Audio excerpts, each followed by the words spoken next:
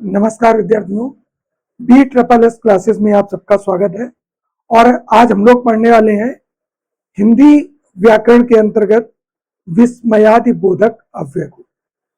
कुल मिलाकर के हमारी जो हिंदी व्याकरण की सीरीज चल रही है निःशुल्क, उसमें आज ये संज्ञा से अव्यय तक चैप्टर का अंतिम भाग है। यानी हमने संज्ञा, सर्वनाम, विशेषण, क्रिया, क्रिया विशेषण, संबंध बोधक अव्यय, समुच्चय बोधक अव्यय और आज अंत में विस्मयादि बोधक अव्यय पर पहुंच गए हैं। तो कुल मिलाकर के अगर किसी ने भी नहीं देखा है तो वो लोग चैनल पे जा करके और वीडियो देख सकते हैं। क्रम से पढ़ाया है, कंप्लीट पढ़ाया है और 10-10 मिनट के वीडियो में हमने आपको पूरी जानकारी दी है। आप लोग चैनल के साथ जुड़िए, चैनल को सब्सक्राइब करिए, लाइक और शेयर करिए, जिससे आप लोगों को आगे भी जो निःशुल्क हम हिंदी उपलब्ध करवा रहे हैं वो आप अन्य चैनल पे आप पैसे देके उस चीज को पढ़ेंगे। अगर कोई सुधार की गुंजाइश है तो वो आप लोग कमेंट बॉक्स में कमेंट कर सकते हैं, हम उसमें सुधार करने का प्रयास करेंगे। बाकी हमारी जो भी क्लासें हैं उनका पहला उद्देश्य है आपको सटीक और सही जानकारी देना। इसके अलावा दुनिया की बातें इधर उधर की वो सब व्यर्थ है, आपको पढ़ना है तो आप अच्छे से पढ़िएगा। तो आज चलो हम लोग बात करते हैं विस्मयादि बोधक अव्यय की। लेकिन इससे पहले हम लोग समझ लेते हैं कि हमने संज्ञा को पढ़ा, सर्वनाम को पढ़ा, क्रिया को पढ़ा, विशेषण को पढ़ा, तो वो चारों विकारी शब्द थे। ये बात हम अपने वीडियो में कई बार बता चुके हैं और बताने का एक ही लक्ष्य है कि आपके दिमाग में बैठ जाए। बार बार चीजें रिपीट होंगी तो आपके दिमाग में बैठ जाएंगी कि संज्ञा, सर्वनाम, विशेषण और क्रिया ये विकारी शब्द हैं जिनमें परिवर्तन संभव है, लिंग के आधार पे, वचन के आधार पे, कारक के आधार पे। लेकिन जब हम आ जाते हैं अव्यय शब्दों पर, यहां पर हम देख रहे हैं कि ये अव्यय लिखा हुआ है। अव्यय का मतलब क्या है? अव्यय का मतलब है, ध्यान देना है आपको, अव्यय का मतलब क्या है? तो अव्यय का मतलब है जो व्यय नहीं होते। व्यय नहीं होते इसका मतलब क्या है? इसका मतलब है कि वो सदैव एक स्थिति में रहते हैं, ये कभी नहीं बदलते। और जो कभी नहीं बदलते, जो कभी कम नहीं होते, कभी घटते नहीं, कभी रूप परिवर्तन नहीं करते, उनको हम अव्यय या अविकारी कहते हैं। और इनके अंतर्गत हम लोगों ने 3 पढ़ लिए हैं और आज हमारा ये अंतिम चौथा है। अविकारी शब्दों में ये अंतिम चौथा शब्द हमारा है और वो है विस्मयादि बोधक। सबसे पहले ध्यान दो इसमें क्या लिखा है, विस्मय आदि बोधक, जो हमें किन चीजों का बोध करवाए? विस्मय जैसी चीजों का बोध करवाए। विस्मय का मतलब क्या होता है? विस्मय का मतलब होता है आश्चर्य। तो जब हमें कोई भी हम वाक्य पढ़े या कोई चीज हम देखें और हमें अचानक से लगे कि ऐसा कैसे हो गया, तो वहां पर विस्मय होता है। तो देखो, हिंदी व्याकरण का वह हिस्सा जो हमारे मन के अचानक उत्पन्न होने वाले भावों को प्रकट करता है, उसको हम विस्मयादि बोधक अव्यय कहते हैं। जैसे हर्ष, किसी चीज को देखा और बड़ा एकदम से उछल गए, खुश हो गए, तो हर्ष की स्थिति।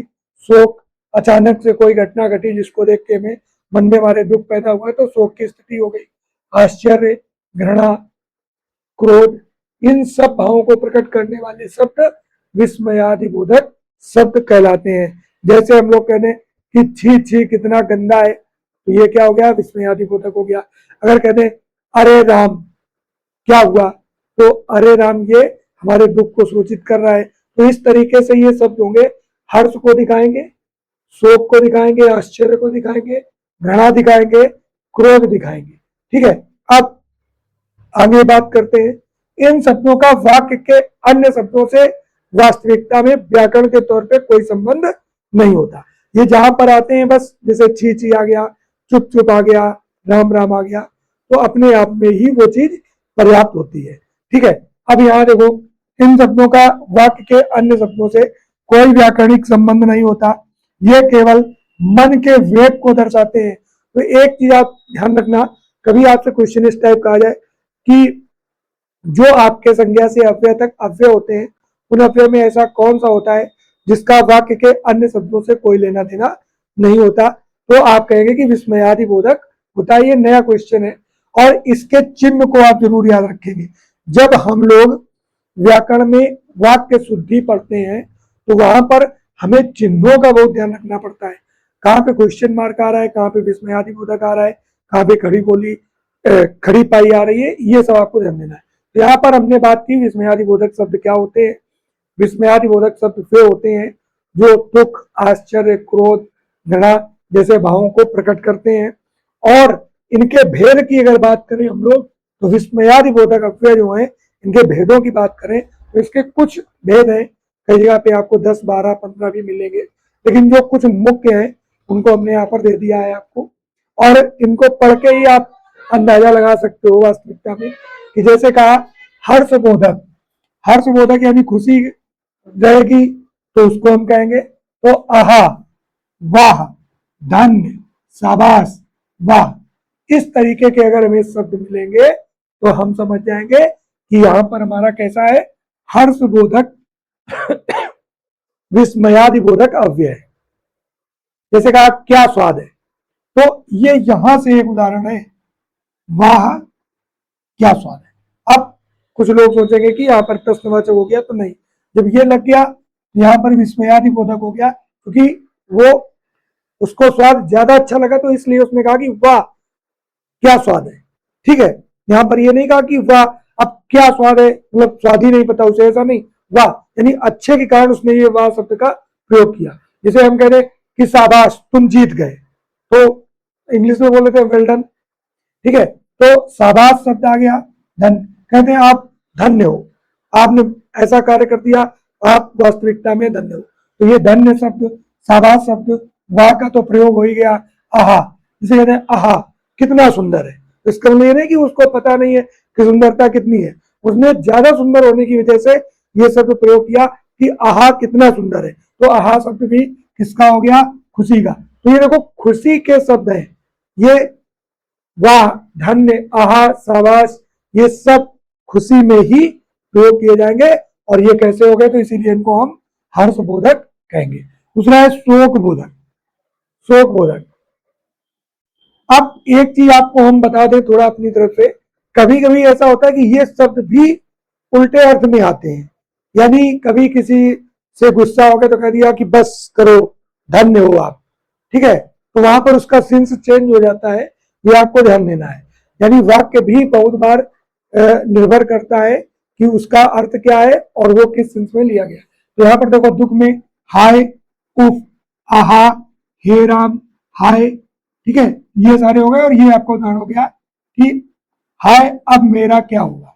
ठीक है, तो यहाँ पर तो हे राम, जिसे कह दिया हे राम ये क्या हुआ, तो वो शब्द हो गया। अब यहां पे भी देखो आहा था और यहां पर भी आहा है और वहां पर आहा है, इन दोनों शब्दों में आप कंफ्यूज नहीं हो। आहा यानी दुख प्रकट कर रहा है और आहा यानी आहा कितना सुंदर है। तो यहाँ पर देखो बहुत नॉर्मल सा अंतर है और कई बार आप लोग कंफ्यूज हो सकते हैं, ऐसे शब्दों पर आप जरूर ध्यान दीजिएगा। आगे देखें आश्चर्यबोधक, जिसमें आश्चर्य हो जाए, क्या, ओहो, अरे, सच, अरे तुम कब आए, ये आपका उदाहरण हो गया। अरे तुम कब आए, तो ये कैसा हो गया, आश्चर्य हो गया, क्योंकि अपेक्षा नहीं थी और कोई आ गया कह दिया कि अरे तुम कब आ गए। ठीक, घृणाबोधक, जो घृणा या तिरस्कार को दिखाएगा, जैसे छी अभी हमने बोला था, धिक, धत, चुप, छी। अब ये उदाहरण हो गया, छी यहाँ कितनी गंदगी है। ठीक है, और करिए दत्त ऐसा नहीं है। तो इस तरीके से ये शब्द आएंगे आपको और ये आपको समझना है। इसका मतलब है कि धप कोई कह रहा है, ठीक है, और चुप कह रहा है, छी कह रहा है, यानी वो आपको टालना चाहता है, आपका तिरस्कार कर रहा है। स्वीकृति बोधक यानी स्वीकृति दे दे, हाँ में हाँ मिलाना, हाँ, जी हाँ, अच्छा, ठीक, ठीक मैं कल आ जाऊंगा, ये एक आपका उदाहरण हो गया। हमने एक एक उदाहरण आपको दिए हैं, बाकी और आगे जब आपकी प्रैक्टिस करवाएंगे तो वहां पे करवा देंगे। संबोधन बोधक, अब संबोधन बोधक अजी यानी बुलाने वाले, ओ, रे, अजी सुनते हो, तो ये तो एक उदाहरण हो गया, अजी सुनते हो। ठीक है, बाकी अजी शब्द, ओ, रे, ये संबोधन के हैं, ये बुलाने के हैं। आपसे पूछ दे, ये प्रश्न एक दो बार पूछा भी गया है कि किस अव्यय का प्रयोग हम किसी को बुलाने में करते हैं। ठीक है, किस अव्यय का प्रयोग हम लोग किसी को बुलाने में करते हैं। तो आप ध्यान रखिएगा कि संबोधन बोधक अव्यय का प्रयोग हम लोग किसी को बुलाने में करते हैं। भय बोधक, जो भय पैदा करे, बाप रे, माँ, हाय। ठीक है, बाप रे इतना बड़ा सांप, ये उदाहरण हो गया आपका।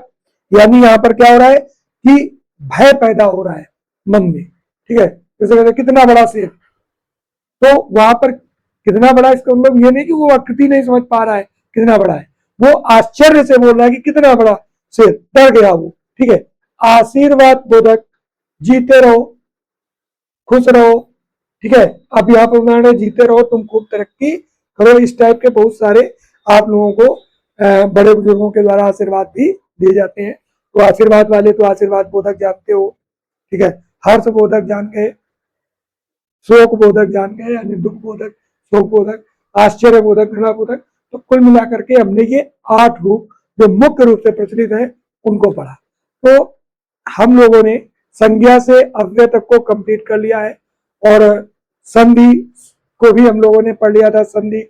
और इसके अलावा और भी कई सारे भाषा से संबंधित, लिपि से संबंधित, भाषा की उत्पत्ति से संबंधित बहुत सारे चैप्टर हम लोग पढ़ चुके हैं। धीरे धीरे हमारी ये सीरीज चल रही है। आप लोग ध्यान दीजिएगा, जुड़िएगा, और अगर कोई चीज समझ में नहीं आती है तो कमेंट बॉक्स में कमेंट करिएगा। 10-10 मिनट के वीडियो में हमने आपको पूरा एक चैप्टर खत्म किया है। धन्यवाद।